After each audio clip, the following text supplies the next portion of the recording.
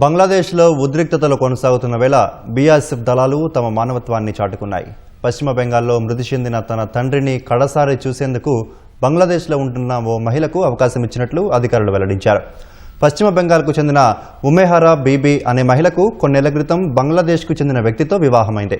అప్పటి నుంచి ఆమె అక్కడే ఉంటుంది.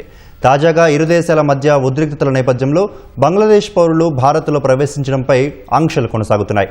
ఈ పరిణామాల నేపథ్యంలోనే ఆమె తండ్రి ఇస్రాఫిల్ అనారోగ్యంతో మృతి చెందాడు.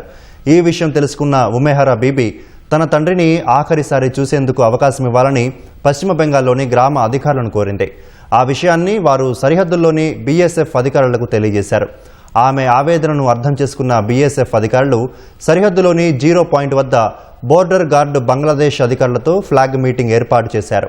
అనంతరం భారత్ సరిహద్దు వద్దకు రావాల్సిందిగా ఆమెకు సమాచారం ఇచ్చారు.